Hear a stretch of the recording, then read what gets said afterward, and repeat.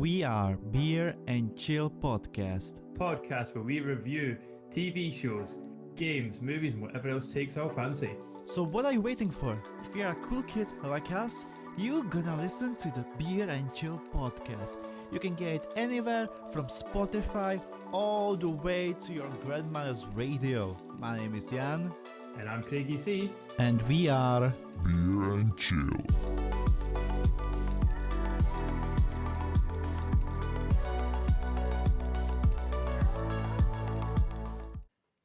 What's your favorite scary movie?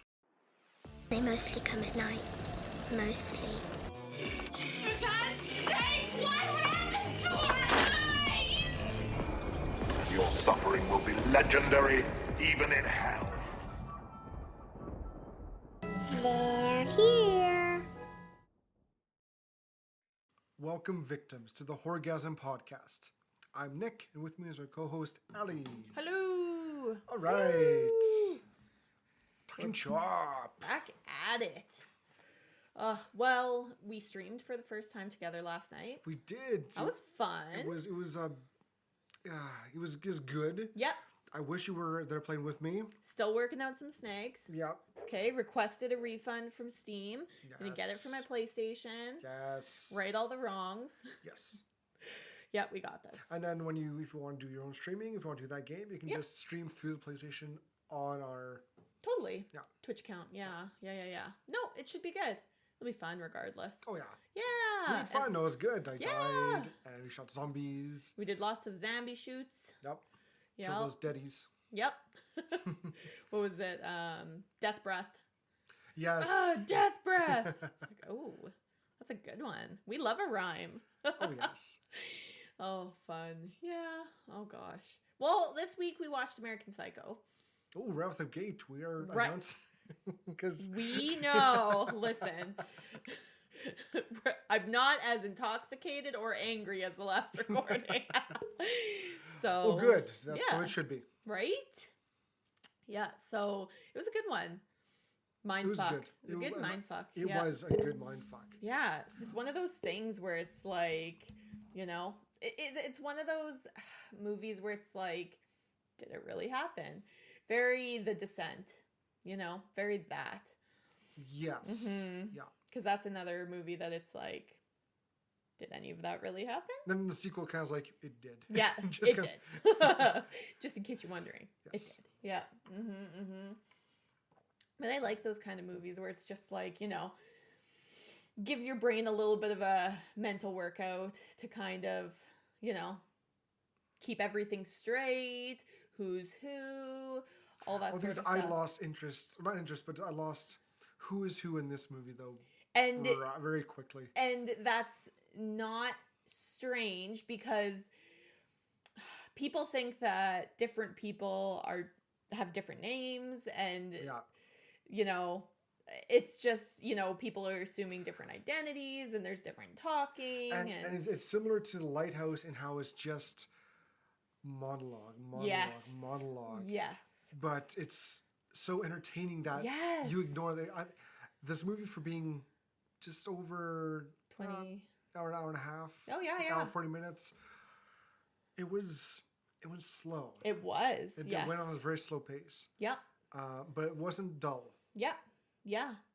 It wasn't dull. And that was all because of the acting. Oh, for sure. Yeah. Lots of dude bros. Yep. Yeah. It's with the sexes. Yep. With the sexes and the killing. Oh, of course. But you know, just all the good things in life. yes. Yeah, no, it was good. And random, but I was telling you we went to do some shopping and some foods and coffee this morning. And I was listening to like a horrifying history podcast, and they were talking about here in Canada the Banff Springs Hotel. Yes. And they also talked about the Fairmont Hotel in Vancouver has a bunch of spooky scary ghosts. Ooh. Yeah. And I think we should do some like haunted stuff sometime, because I know Moose Jaw has a haunted tour that you can take at night. That like I know, and they go to like all the different haunted places. Well, there's a few in Saskatoon here. Yes. There's the one house. Yep. that's close to your place. Yes. There's the hotel, which has the same, similar to the hotel in Banff. Like, there's stories and stories. And I love that. And when we did our little collab with Beer and Chill, we got to talk about some ghost stories. But there's so many. There are. You know? And speaking of ghosts, I'm going to go see the new Ghostbusters tomorrow. I'm very excited for that. So excited for that. I'm excited. You're going to have to talk about how it was. I know it's not a horror movie, but next time we record, you'll have to talk about it.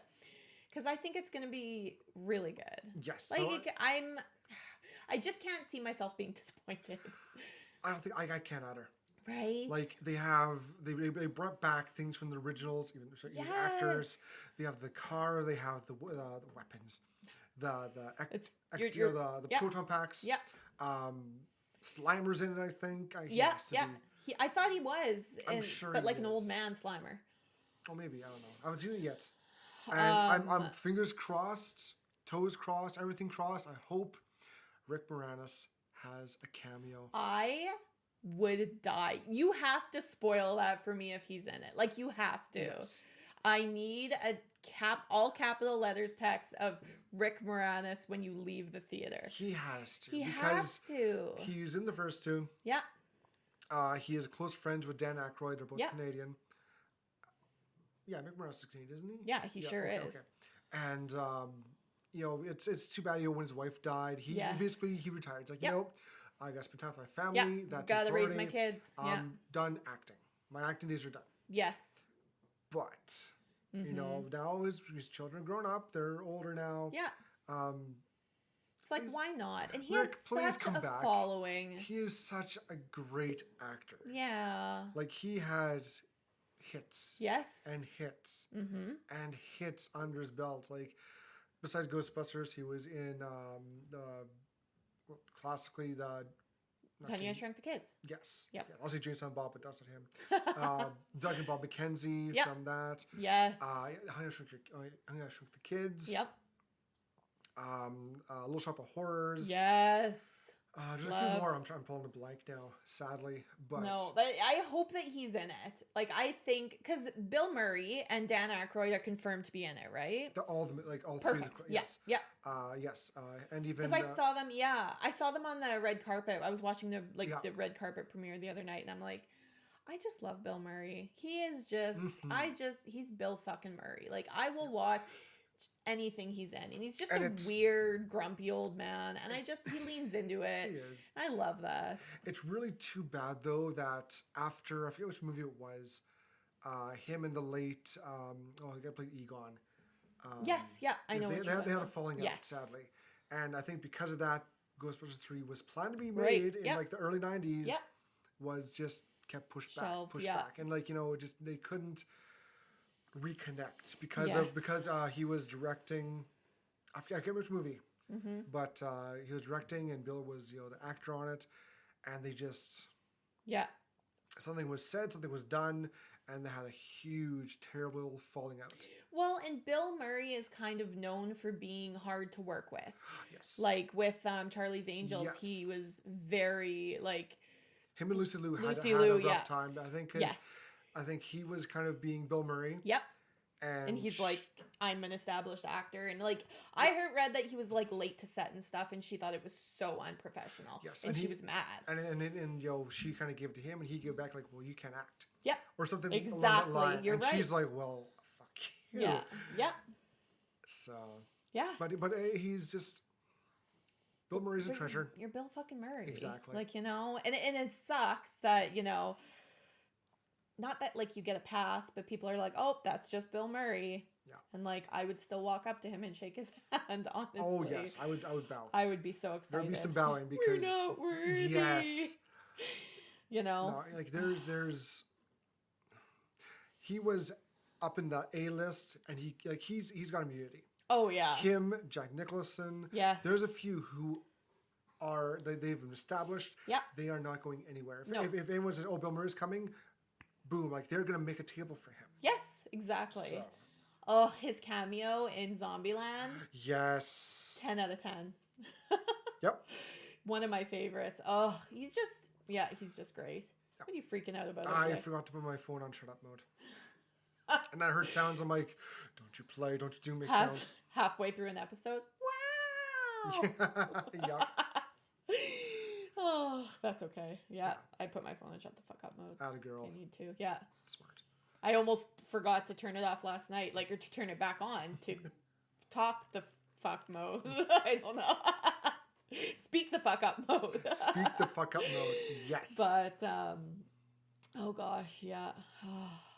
And also with Ghostbusters, Dan Aykroyd, he is all about the paranormal and all that.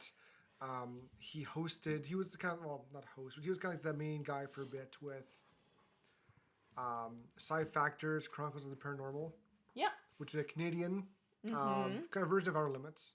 Fun. It's Outer Limits was more of an anthology series. Yes. Whereas Sci Factor was like kind of like X-Files, Canadian X-Files. Oh, interesting. A team where they were hired, they go and they would go and investigate disturbances and everything. It was very creepy.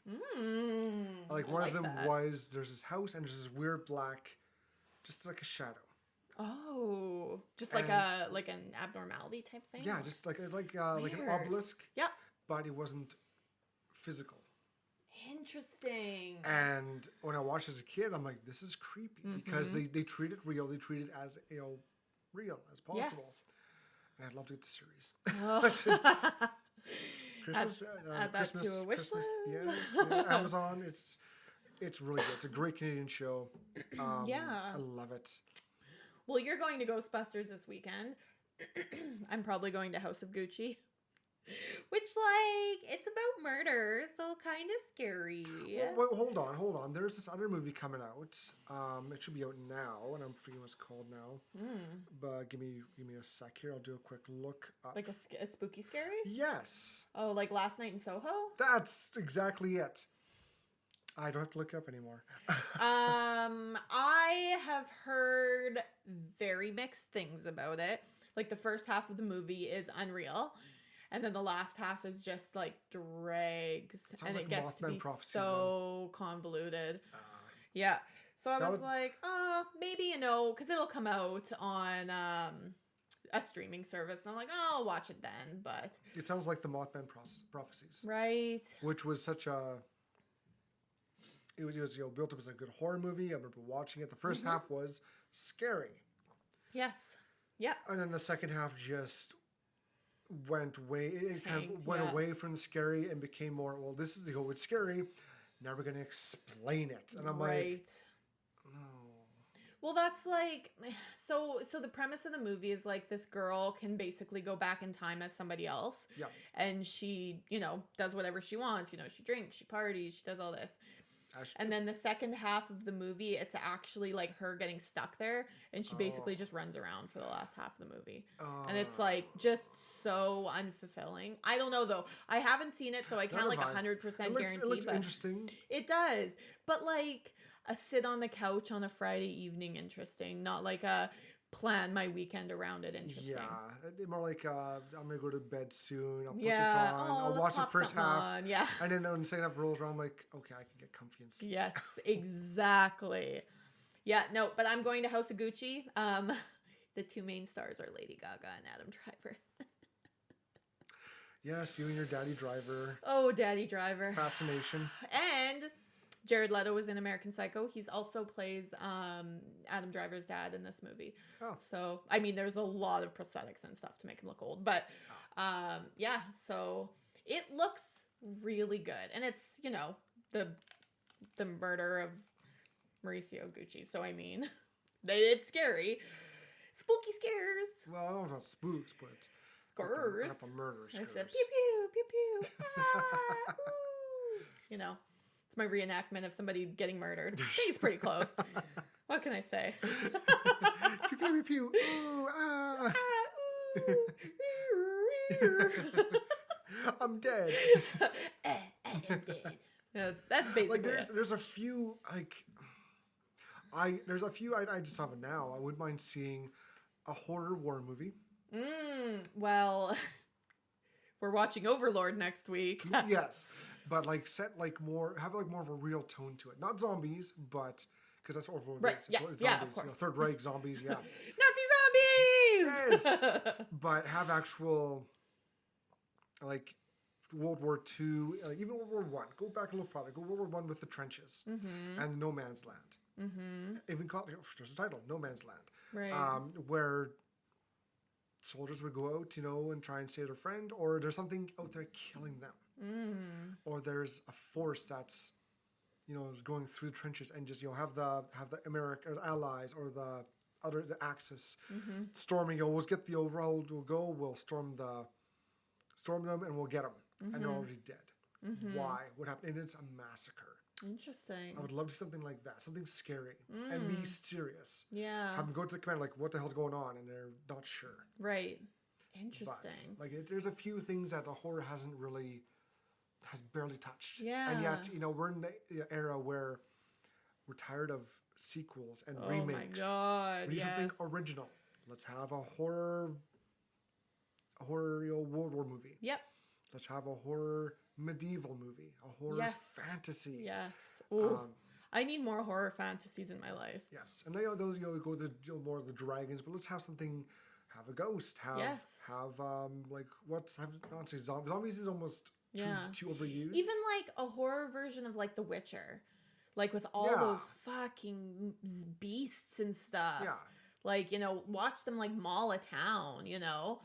And then witchers have to come in and, you know, like there's so much like mythology already that you can use. And there's even real life stories that they could use. Like when I was coming out to get to this morning, I was listening to Chris Jericho's podcast, and he had some guys on who were talking about not demon, but like a monster in France, like hundreds of years ago. Yeah, interesting. And it went, and it was almost like described as a werewolf. It had like a wolf head and everything, like, you know, black fur, talons, claws, and it killed like 50 plus people. Jeez.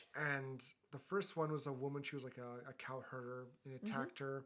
The bulls kind of went started to help her, and she, you know, one story is that they kind of ran it off. Others, she used a spear to kind of chase it off.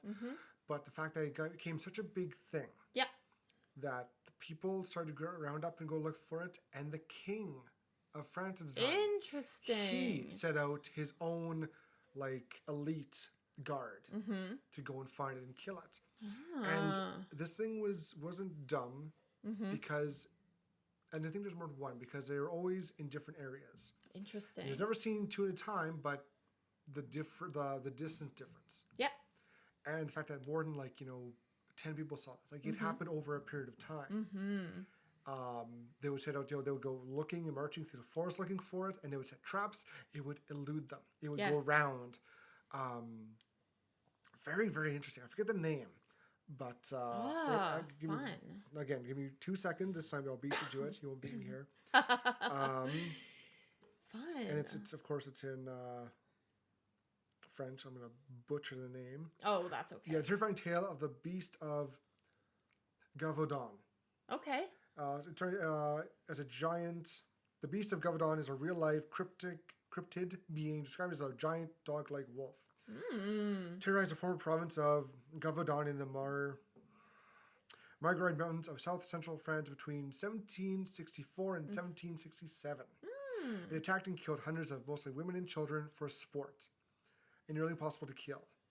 So, like, they would find not headless, but decapitated bodies, gnawed at, bitten at, half-eaten, a lot of face and neck attacks, which was, you know, that's where animals go for, like dogs and wolves. Yep.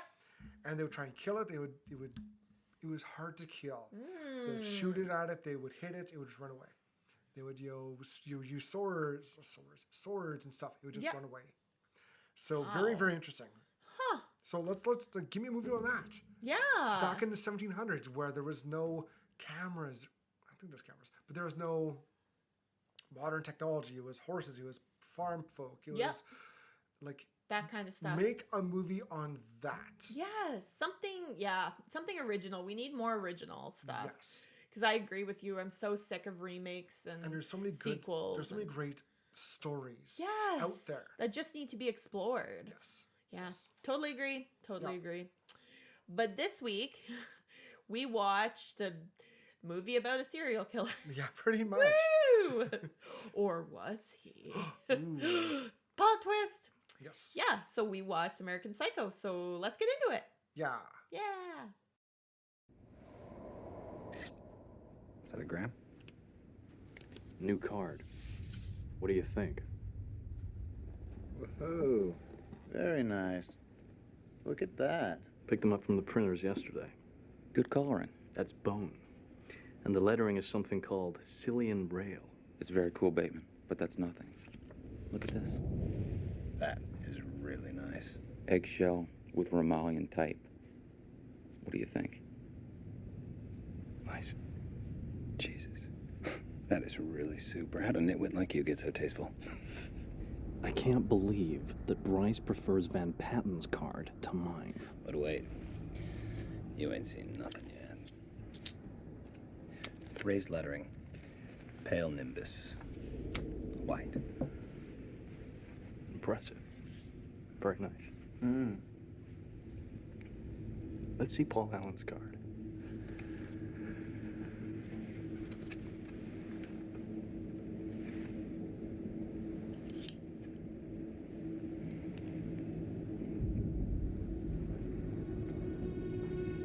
Look at that subtle off-white coloring. The tasteful thickness of it. Oh my God.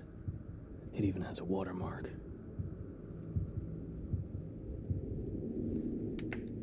Something wrong?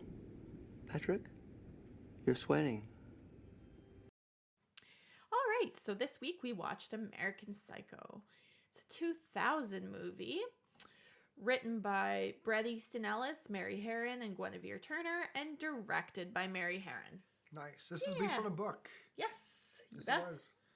And the book is a lot more graphic and like they tamed it down Yes. in the movie. They kind of have to. 'Cause You this have is- to be able to make the whatever it is, The the rating. FCC or whatever it is. It was already pretty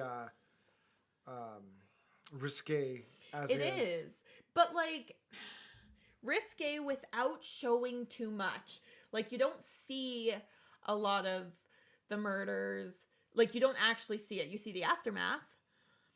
But you don't see even like the sex scenes. It's like, okay, you see a butt here, a boob there. But even like the sex scenes with Patrick Bateman, you mostly just see him flexing in a mirror. Yes, it's very, very, very softcore. Yes, exactly. Yes, there's nothing, surprisingly, there is no explicit sex scenes. And there's not even like full frontal, Nope. like no, there's no genitals, but even like boobs and stuff, which is usually very prevalent in these sorts of movies. It's more side shots, one here or there, soft Yes, shots, yeah. far away, kind of yeah. blur. Not Still blur, lots of covers, like Oh, yeah. lots of things are covered, Yeah. like it's crazy. But I think that's so they can get away with a tamer rating. Yes. Not even tamer, but like, they don't have to cut as much out. Yeah. Man, as a director, it must be so disheartening to have to, leave so much of it on the... And you're so, expecting, okay, we shot, we took a few takes. Yeah. We got this great scene. It's Yeah. going to work. And they're like, if you go through the dailies and the censors are like, whoa, hold on. Hold up. You can't have that in that movie. Like, Yeah. why? This is great. It'll work. No. And this is why. And they give censor reasons. This is what we're looking for in a movie. It looks cool, but we don't want that part in the movie. Exactly. And if you want that in the movie, you got to cut it so this part is Out. Yep, exactly. And well, that's just him but why? flexing. The funny thing is, it's an old Mad TV skit where Sopranos are coming to cable TV, and it's just every swear being cut out. Yes. Like, oh my God. Shut, and it's hilarious. Yes. They cut down a whole hour episode to 5 minutes, and it's so funny. There's I remember when they used to put movies on TV, and instead of swears, they'd like dub something else over top of it, and it would be like, "Oh, mother lover." Yeah. Okay. Or instead of shit, it would be like, "Oh shoot." Yeah. Oh shoot. And you can see the mouth. Yes, you can see the mouth. It's like, oh, I don't think he said that. Like it was even not on the TV, but it's in the movie of Galaxy Quest. Yes. When Sigourney and Tim Allen are going through, they have to go through the chompers or the you know what they're called, and you can see her. She says, "Fuck that," but you hear, "Forget that." Yeah. Forget that. And they should have left that fuck in. Right. But that would have changed the rating. Yes. I guarantee that would have changed the rating. Yeah. Well, I think you get 1. PG-13, I think you're allowed 1 fuck, 2 shits, and something like that. It's there's half a book. Please, sir, can I have some more? No more Please, for sir, you. can I have a fuck? No. Well, because we talked about this when we did our fake Horr-Gasm for Spaceballs. Yeah. And it was very like, you get 1. And so the 1 was so good. Fuck, give me the future, nothing works. And Rick Moranis. Yes! He delivered it. Our baby boy. Our Love Canadian baby boy. Yes. Aw, dropping an F-bomb. Attaboy. Love it. Well, how did you first hear about this movie? I remember the trailers for it. This was back in 2000. Yeah. I was not yet a man, not a boy. But but no, it was not my interest at the time. I heard about it, I knew about it. I didn't have any interest to see it because I thought, oh, it sounds dull. It didn't sound interesting to me. I didn't see it as a horror, so it was just like a drama where this guy goes, he kills people. Yeah. Well, you would have been a teenager, right? Yes, I was 16 at the time. Yeah. You had better things to do. Yeah. Yeah. Because I was but a wee lad as well. You were. 2000. So I didn't know about this movie when it came out. There would have been zero interest for little 9-year-old Lana. Yeah. Christian Bale, who's that? Yeah. I don't even remember hearing about it. I remember in my mind seeing the poster and thinking, this is cool. And then seeing the scene of him and Jared Leto with the raincoat and the axe and everything and the little dancey dance and being like, oh, what movie is that from? And being like, oh, American Psycho. That sounds scary. I'm going to avoid it. And that's about Psycho, go with an axe. That makes sense. Yep, right. And the thing is, it got such a huge buzz about it. Of course, yeah. And like that, I remember very much. Everyone's like talking about it, but I'm like, is there Jackie Chan in it? No, I don't care. No, it's definitely my Jackie Which Chan is phase. still a fair assessment for most movies, honestly. Yeah, and after watching it, if I did see it at that time, I would have thought it was dumb. You wouldn't have appreciated it. I agree. No. That's how I feel as well. If I would have watched it when I was younger, I don't think I would have appreciated it for what it is.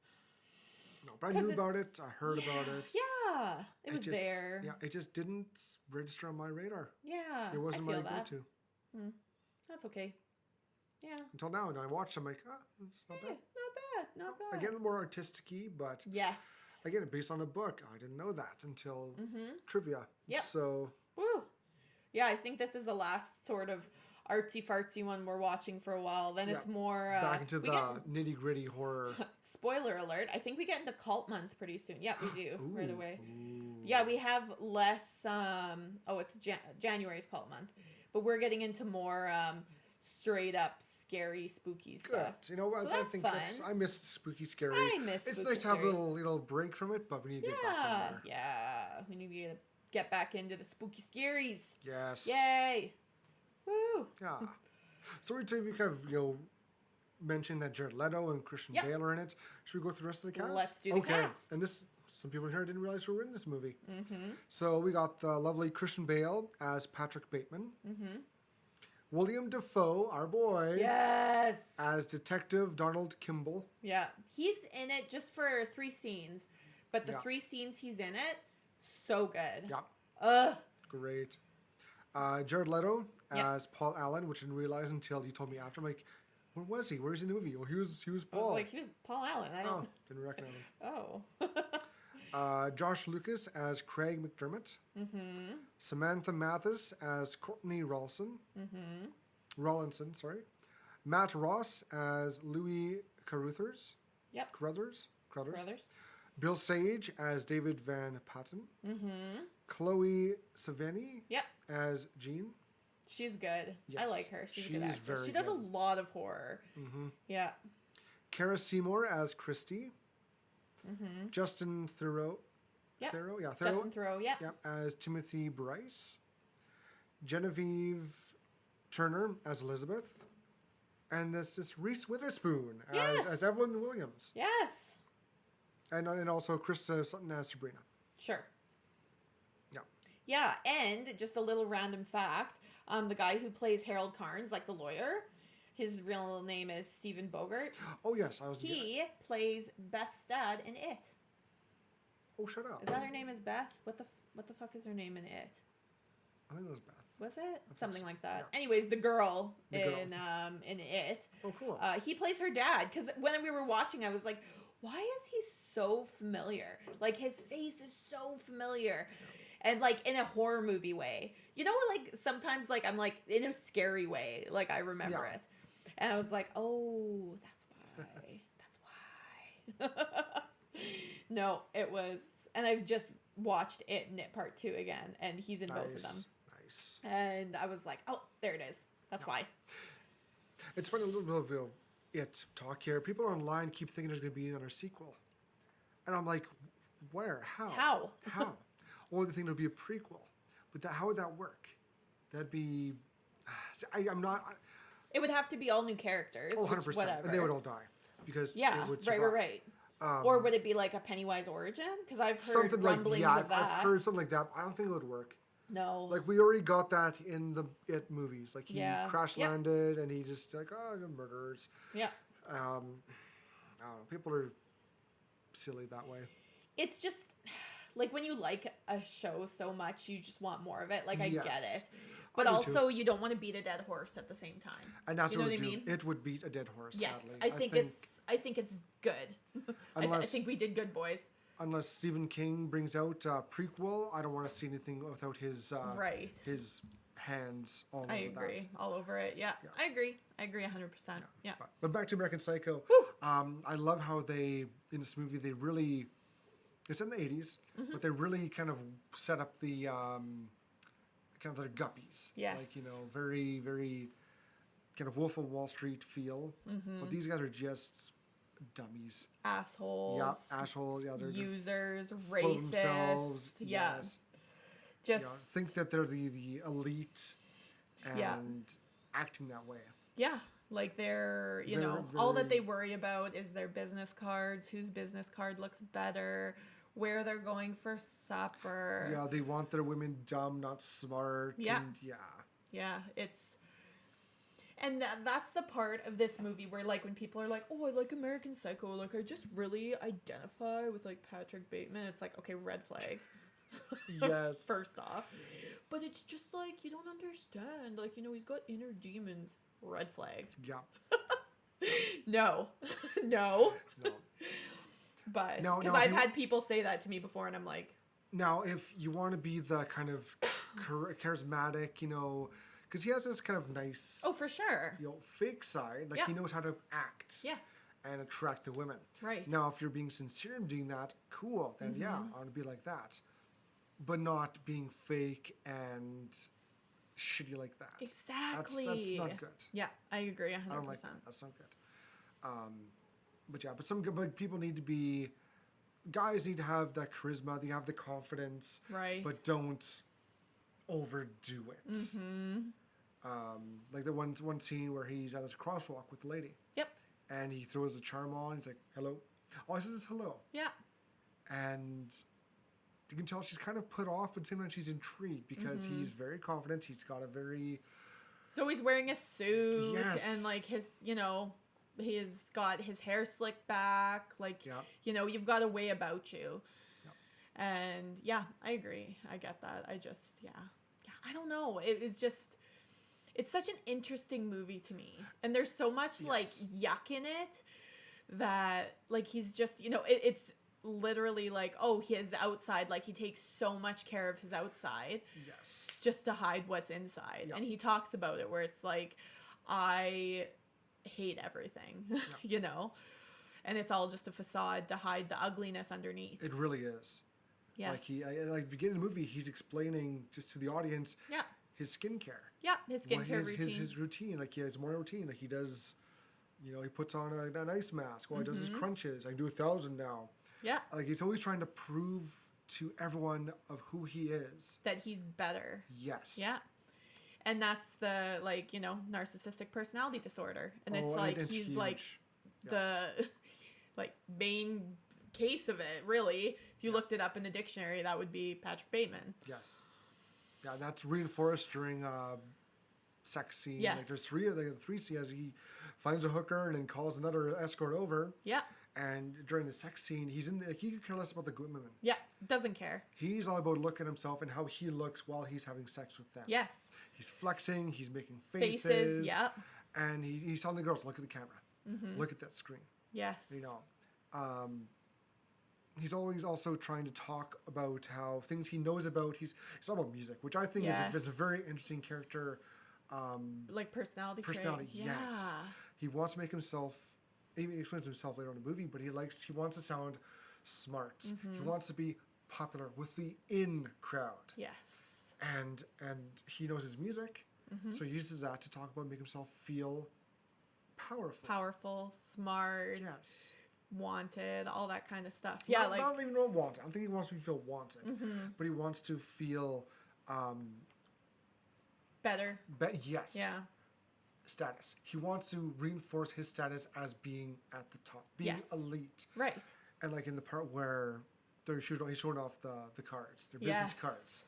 He's like, "Hey, look at my card," and he's describing each different card in his head, like he's also going to monologuing, narrating as it goes along. You can see his physical reaction to each, you know, different card, which is a little bit better than his, because his card looks nice. Yeah. The guy's like, "Oh, I got a new card here," and he throws it out, and it's almost exactly the same, a little different card design. Yeah. But then the last name is in bold. Yes. And you can see he's like, he's nice. like, It's nice.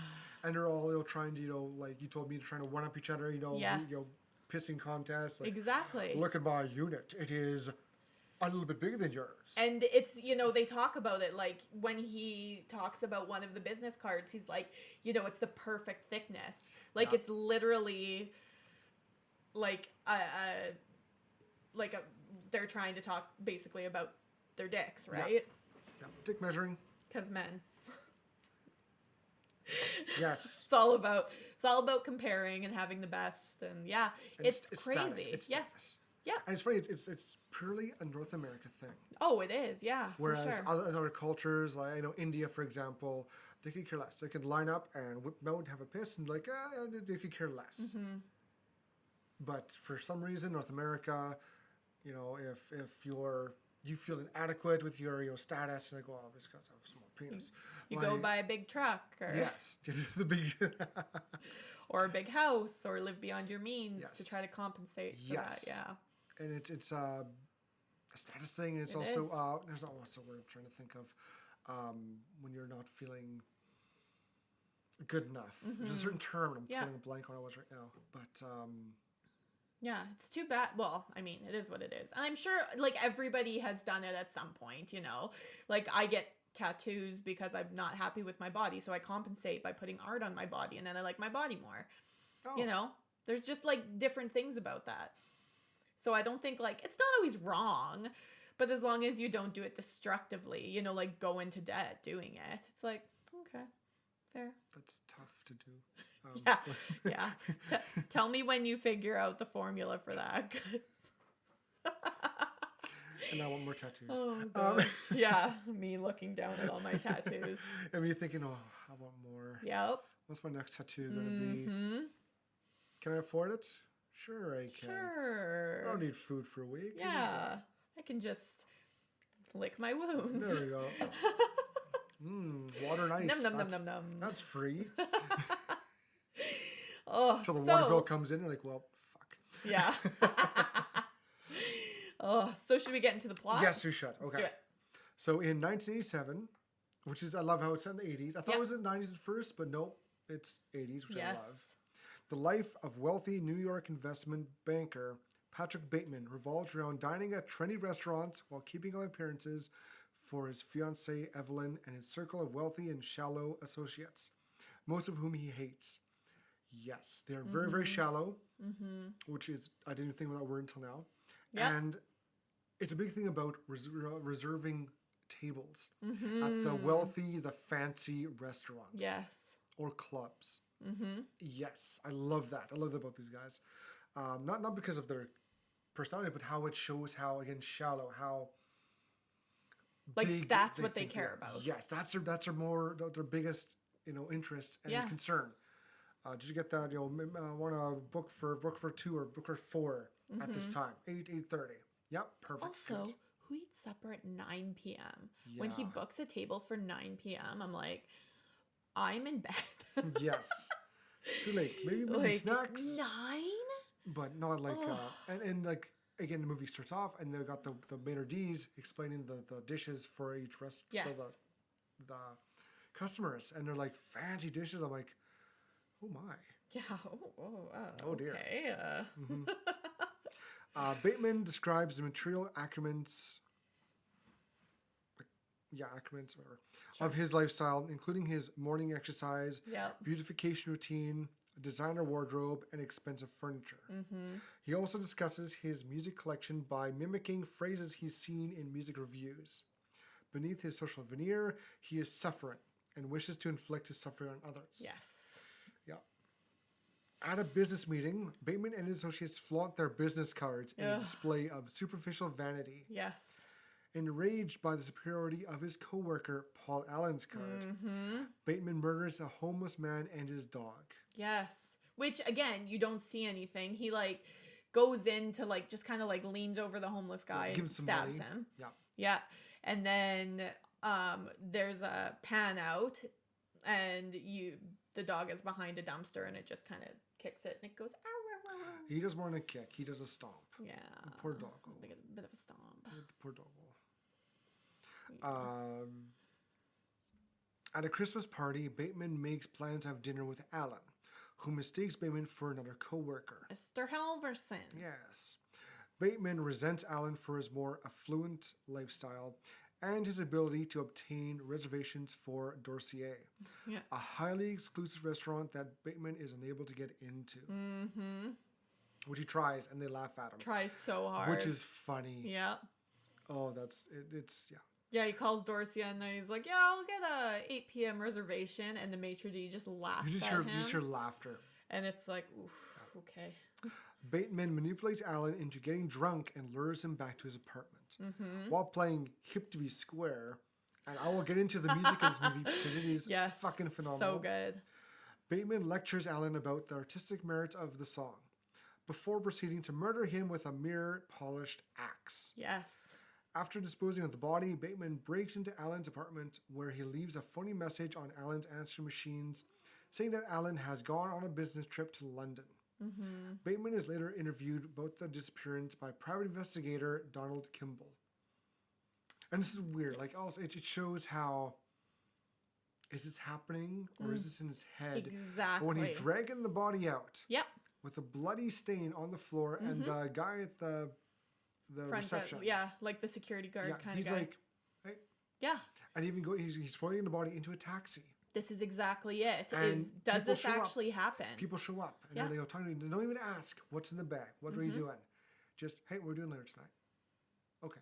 Right. Do I do this later? Sure. And that's it. Yes. Yeah. So this is the thing is where did it actually happen? We don't know. But also, could it be a sign of if you're wealthy and affluent, you can get away with anything and no one will question you? Yeah. Because that could also be a thing too, right? Yeah. Yeah. Interesting. Yeah. And it goes into more detail, which will be explained in the plot here. But it's just I was saying to you, the lawyer cleaned it up, and then later on, did he? Yeah. So, okay. Exactly. It's very what if, Are you? If? Yeah. Bateman takes 2 sex workers, whom he names Christy and Sabrina, to his apartment, and expounds upon his opinions of the band Genesis. Yes. They are awesome. Genesis kicks Oh, ass. yeah. After they have sex, Bateman brings out instruments he uses for bodily harm. They later leave his apartment beaten and bloodied. Yes. So again, we don't see what he does, but they No. leave with like their faces bruised Scratches and on bloody, 'em. scratches all over their, like the one girl, Sabrina, I guess in quotations, her back is like all scratched to shit. Yeah. And it's like, oof. Yeah. Okay. And what was this? It's interesting how, as he's always talking, explaining out the music and all that, he really just reinforces his narcissistic attitude. Absolutely. How he knows everything about Yeah. this band. And during the sex scene, though, he's flexing everything on the mirror. And he's watching himself, and he videotapes it so that he can watch it later as well. Yes. And he makes other women watch them, he says. Yes. So, Yeah. fun. Bateman's colleague, Louis Carruthers, reveals a new business card, which was a very nice business card. It was a good business card. Reminding Bateman of Alan's card. Bateman tries to strangle Louis in the restroom of an expensive restaurant, but Lewis Yeah. mistakes the attempt for a sexual advance and Yes. declares his love for Bateman, who flees in a panic. Where are you He's going? like, yeah. I have to go return videotapes. Oh, That's his excuse the best for everything. everything. Anytime he's in like an uncomfortable situation, he's just like, I have to go return some Or videotapes. when the detective's asking, what were you doing this date? I was returning videotapes. Yeah.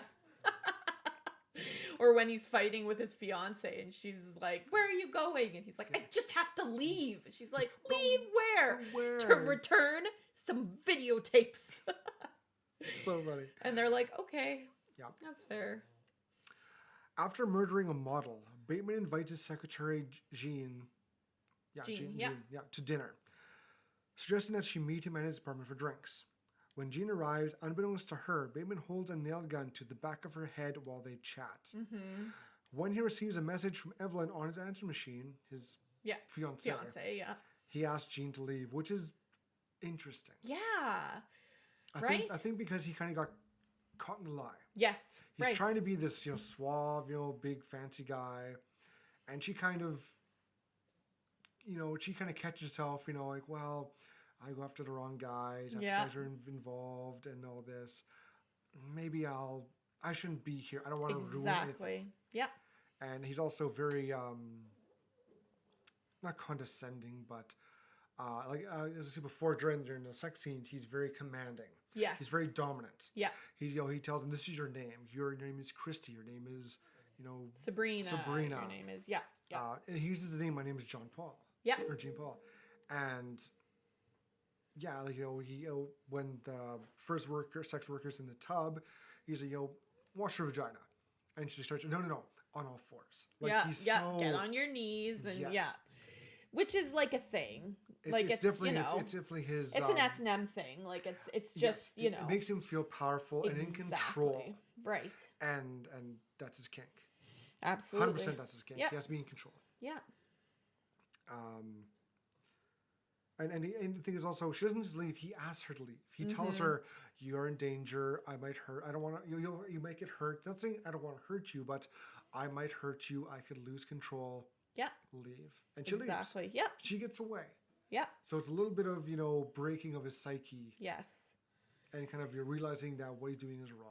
But he treats her like trash too. It's not like, he has a soft spot for her or anything. Nope, not at all. He tells her because she seems to be his assistant secretary type thing. She plans everything for him. Yes. And he yells at her and tells her, oh, don't wear that anymore. And, you're more attractive. You should wear something else and all that stuff. Wear a skirt and high heels. Yes. Wear high heels because I like high heels. Yeah. Oof. Yeah. Oof. Kimball meets Bateman for lunch and tells him he is not under suspicion in Alan's disappearance. Detective Kimball interviews Bateman again, and while Kimball harbors his own doubts of Bateman, he reveals that a colleague of Bateman's claims to have spotted Paul Allen in London. Yes. Calling into question the entire investigation. Mm-hmm. Bateman is initially relieved by the news, but is perturbed and begins to doubt himself. Because he's the one who kind of set him up to go to London. Exactly. He calls I'm assuming it's his wife or girlfriend or something, Meredith. And no, he leaves a message on his answering machine. Yeah, as Paul Allen. Yeah. Yeah, but he calls Meredith. He's like, hey.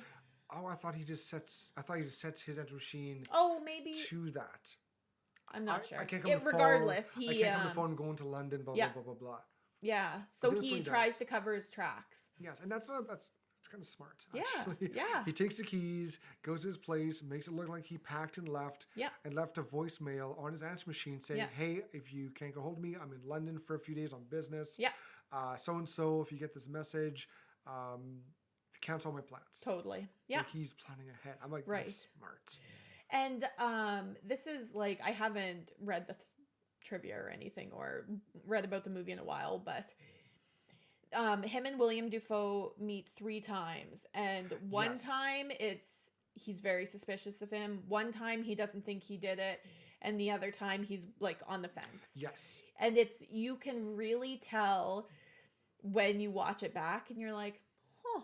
Yeah. You know, because that happens, you know, the flip-flop back and forth. Yep. But yeah. I like that direction. Right. I like that. Because it kind of keeps you on your toes as well. Yeah. Icky's getting comfy, going for the snoozes. And Anarchy is already out. Yeah, she's twitching. She's having a heckin' good dream. Yeah. Maybe she's listening to Genesis and killing someone with an axe. Which like fair. Oh yeah. Oh, and a big scratch. Big I heard Anarchy you scratch. talking about me. You keep your name out my mouth. Stupid. Bateman returns to the spot he met Christy and asks her to come with him. At first, she is hesitant to join him again, as her previous injuries brought her to the ER and might require surgery. Yes. She is eventually coerced to join Bateman after he offers large sums of cash and promises to behave nicer. Yes. Bateman brings her to Alan's apartment, where he drugs his acquaintance Elizabeth before having sex with her and Christy. Mm-hmm. After Bateman kills Elizabeth during the act, Christy runs. Yes. Discovering multiple female corpses as she searches for an exit.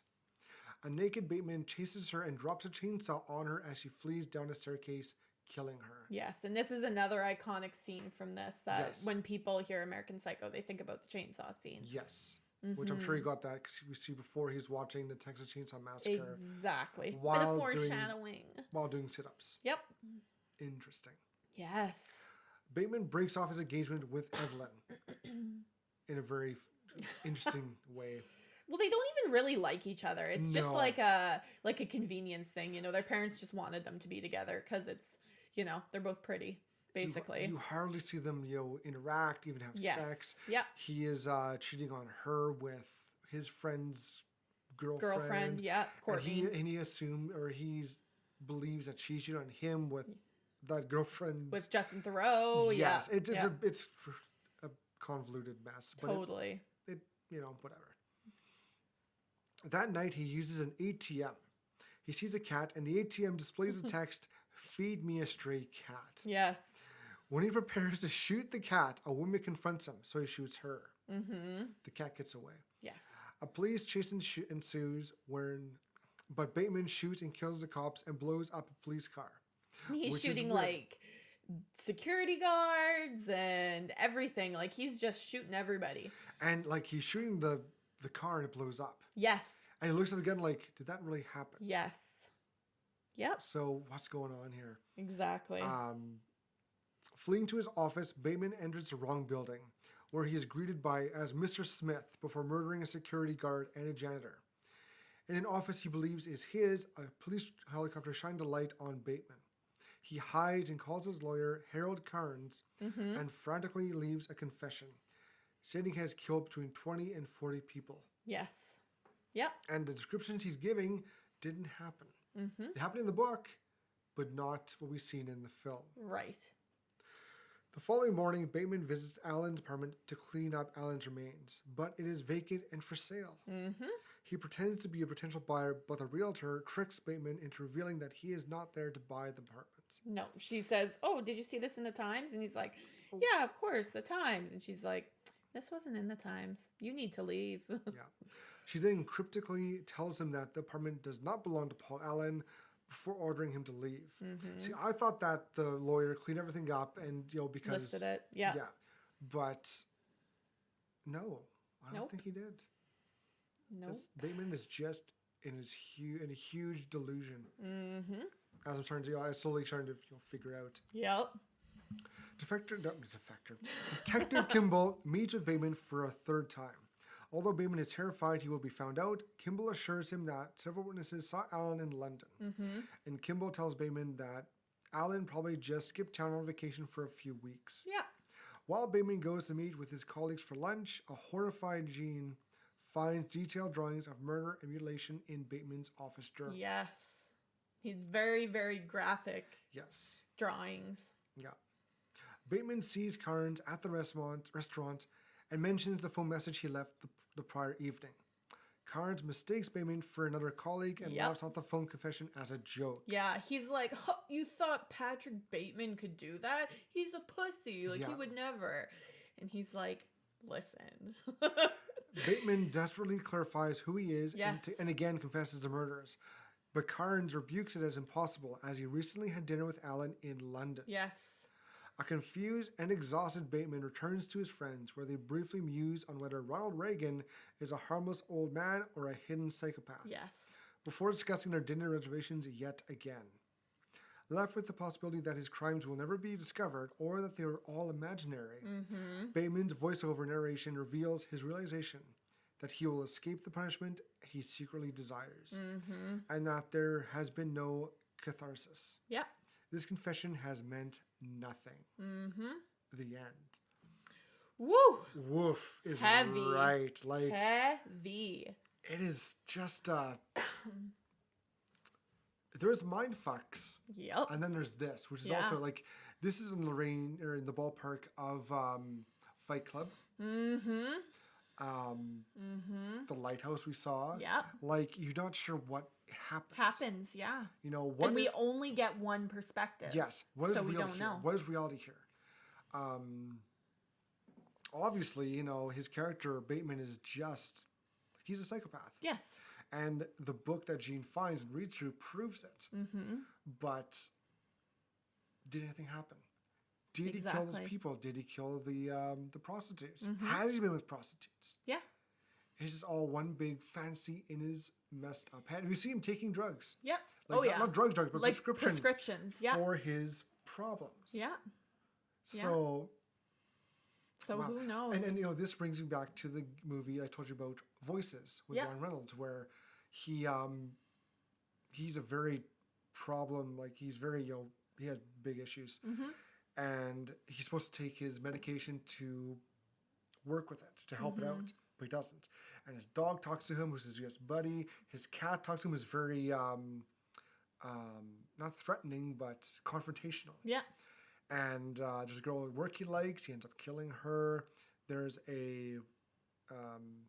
another girl who likes him. He kills her because she finds the severed head. Who talks to his character. Yeah. We should throw it on our list here. It's a great movie. It is really good. It is really, really good. Very, weird. Yeah. Well, we like weird around these parts. Yes. It's a great movie, I thought. It's a great, Ryan Reynolds plays psycho and crazy quite well. But this is a great movie. Yeah. Well, what would you rate it? You know what? 3.5. That's exactly where I'm at too. Yeah. I want to give it more. But it's not. As a horror movie, it's not a real-ish horror movie. There's nothing scary about it. There's disturbing, which is again that's a horror. It's more of a thriller, I think, if you wanted to label it, which is technically under the umbrella of horror, but more loosely based. Yes. Yeah. But there is death, there is murder, it is a serial killer. You know what I mean? Yeah, I agree. 3.5 I think is great. Where it loses points for me is how some people have like I kind of talked about in Talking Chop have glommed onto it as like like, you know, a way to live their life. Like, Yes. oh, executives. I want to live like that. Yeah. He's got it made. Oh, I'm like so deep and like so damaged inside, but like it's like, okay, whatever. Yeah, it's just one of those kind of movies. But I liked it. The music, unreal. Oh, I was gonna get into that. So good. Any movie with 80s music is beautiful. Love it. Love. And how he talks about the music, like just be like, you know, he's not wrong. Nope, not wrong. Not wrong at all. He goes on a big tangent about Whitney Houston as well in one scene, and it's good. I missed that. I must have either kind of got caught up in just visually or maybe looking at my phone trivia.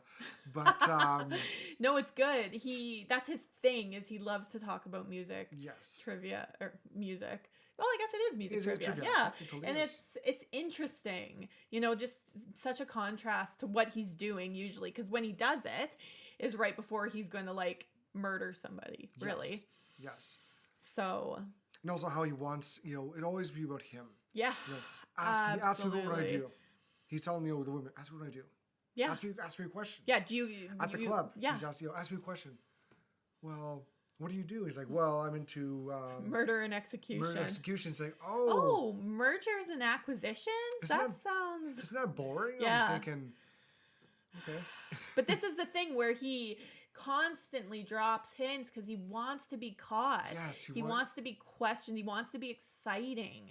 Yes. Because he's not. He really isn't. Just like everybody else. Yep. Yeah. Nope. I would give it a 3.5 as well. It's a good movie. Good watch. Great cast. Yep. Good catch. It's focused fully on Christian Bale. Yep. And those around him they don't have a very, very big roles at all. Nope. Like his fiancée, played by Reese Witherspoon. Yeah. She's in it, but she's barely in it. Barely. She's in like 2 or 3 scenes. But very her scenes, fleeting. but her, again, because she's a great actress, her scenes, they stand out. Yeah. And she just plays like a vapid blonde. Yes. Who like all she can worry about is marrying the right person, and because it's all she doesn't even really like him. It's all about her status. Yes, exactly. Like what will people think? Yes. Yeah. And again, William Dafoe, great job. Mm-hmm. Kills in this movie. Amazing. Yeah. He kills in every movie. He does. And he kills people in other movies too. It's great. This is for all the talk it got and everything else brought up about this movie. Mm-hmm. It deserves it. Yeah, I agree. It was all legit. Yeah, for sure. Yep. Mm-hmm. And how about Ichabod's Kill the Flick? Oh, that's definitely Paul Allen's death. Yes. With the axe to the head. Oh, and you don't even see it, but you just hear the crunch and he just falls to the floor. And the lead up to it is so good. He's just literally walking around his apartment. Yep. Like, he tapes newspaper to the ground. And Paul Allen's like, this is weird. Why'd you have the style section all over the ground? You got a dog, one of those kind of stupid looking breeds. Chows. He's like, ha ha ha. And the way he's talking during this, he's so excited. Yeah, and he's like dancing around. Yes, he's getting kind of so pumped up for this murder he's going to do. And he's so excited to do it and get this over with and have the release after killing him because he's better in the social standard than him. Exactly. And he's walking around, he gets the axe out, leans against the wall, walks around a bit more, does this, bunks with that. And all the while, he's so exuberant talking about the music. Yes. It's a beautiful scene. Yes, it is really interesting. Comparing, it's almost similar to what we talked about last week with Us. I was just thinking the ballet same thing. Fight. Yeah. It's just beautiful. Yeah, beautiful and done. the contrast of they're talking about this horrible thing while dancing. Yeah. And it's sort of the same thing. Like, he's talking about music while preparing to murder somebody. Yeah. And that contrast just makes it so much more gruesome almost, because it's such a disconnect. He's not thinking about, I'm taking somebody's life, I'm snuffing out somebody's son, Yeah, and again, shows great, the amazing active Christian Bale, the facials. Yes. The look of pure joy as he brings that axe down. Yes. Of glee. Ugh. He's so happy to be doing this act, horrible act. Yep. Because it'll make him better. It'll make him, more... One less person he has to compete with. Yes. Yeah, one less person in his eyes above him in quotations that he has to compete with. And it's not just one swing. Like the guy turned. Paul sees it coming. He gets it to the face. Yep. He goes down. He kind of walks around a bit, and he finishes him off. He decapitates the head, I'm guessing. Mm-hmm. Sits down in the chair, takes off his raincoat, his clear raincoat, and gets comfy and has a smoke. Mm-hmm. And just chills out. Yep. Scary, weird scene. Yeah. Yeah, it's almost like after sex. It's smoke after sex. Yeah. So it's awesome. And I'm not, not, I'm not promoting violence or anything at all, but just how it's been portrayed and filmed was very, very well done. Very emotional. Yes. And so good. Yes. Yay! And that was American Psycho. That was American Psycho. We did it. Yes. Yay! And next week we're watching Overlord. Yes. Zombie. Back to the zombies. Jambies! I haven't seen all of this movie.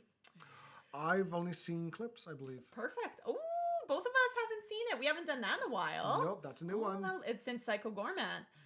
Oh, that'll be good. Oh, I'm excited. Yeah. Oh, take me back to my COD days. And I've heard good things about Overlord. I've heard good things about it. I've heard there's a sequel that was not as good. Yeah, I've also heard that. But as sequels do most of the time. As they do. Yeah. I'm excited. Me too. I'm going to see this. This is going to be good. Yeah, we're going to have fun. But thank you so much for joining us this week. This episode was brought to you by our executive producer, Ichabod, and our head of talent relations, Anarchy. We hope you enjoyed your Horr-Gasm as much as we did. Please don't forget to rate, download, and subscribe. Also, like and follow us on Facebook at Horr-Gasm Podcast, Instagram at Horr-Gasm, Twitter at Gasm Horror, YouTube at the Horr-Gasm Podcast, and Twitch at Horr-Gasm Games. If you have a movie you'd like us to review, this is the best way to let us know. We hope to see you again next week because we have such sights to show you. Plenty more Horr-Gasms for you to experience. Bye! Later.